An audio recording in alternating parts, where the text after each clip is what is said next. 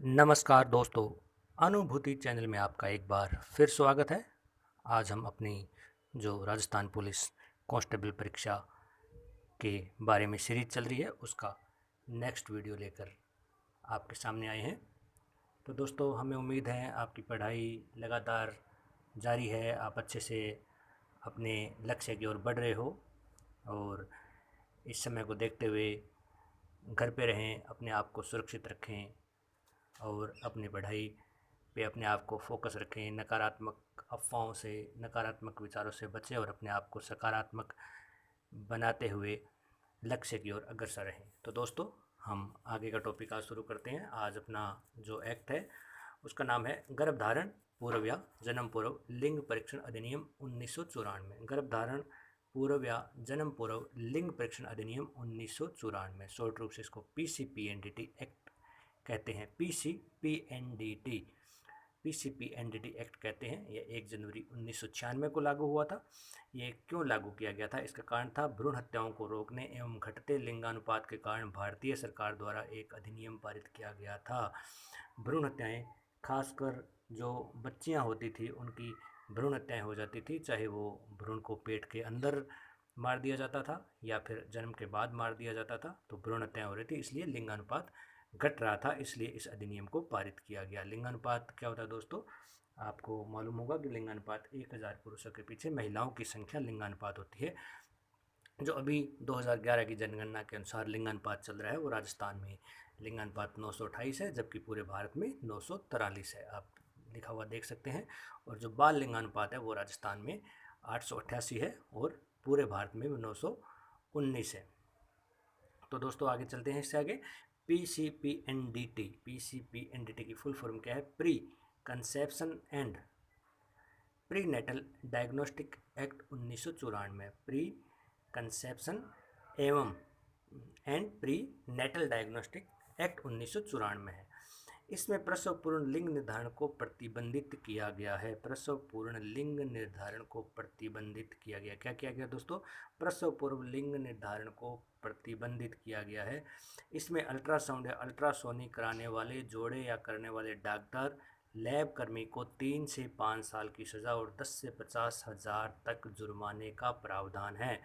इसमें क्या है दोस्तों? जो अल्ट्रासाउंड या अल्ट्रासोनिक जो जोड़ा करवाता है, जो पति पत्नी करवाते हैं, या जो करने वाला डॉक्टर है, या जो लैब कर्मी है, उनके लिए 3 से 5 साल की सज़ा का प्रावधान है और 10,000 जुर्माने का प्रावधान है।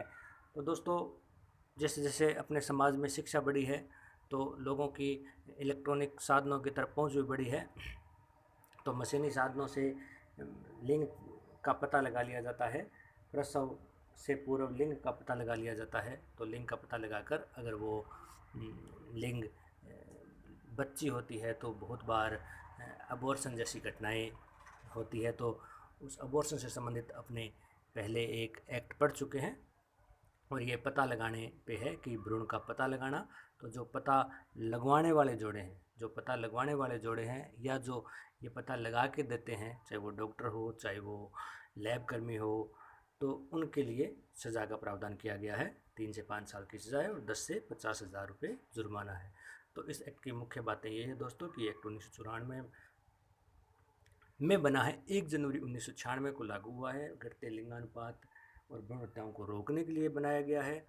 और लिंगानुपात आपके सामने लिखा हुआ है कि राजस्थान में कितना है, भारत में कितना है, और इसकी फुल फॉर्म जरूर याद कर ले दोस्तों। Pre conception and pre natal diagnostic act 1994, उसमें किया क्या गया है, जो प्रसव पूर्व लिंग निर्धारण है उसको प्रतिबंधित किया गया है और जो करवाते हैं या जो करते हैं उनके लिए, दोनों के लिए सज़ा का प्रावधान किया गया है।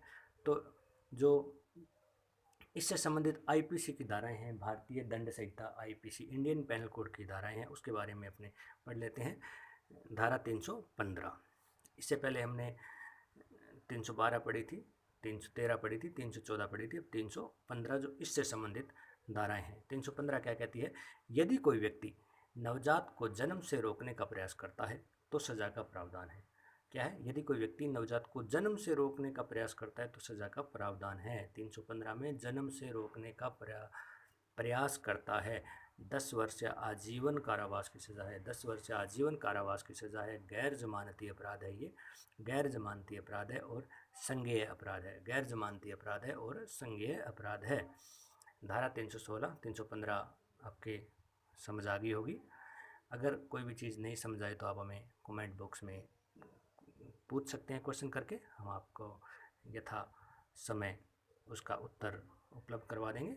धारा 316, 315 आगे, धारा 316 पे चलते हैं। यदि कोई व्यक्ति नवजात के जन्म के बाद हत्या का प्रयास करता है, यानी कि जन्म के बाद हत्या का प्रयास करता है तो दंड का प्रावधान है। अधिकतम 10 वर्ष तक है और जुर्माना है।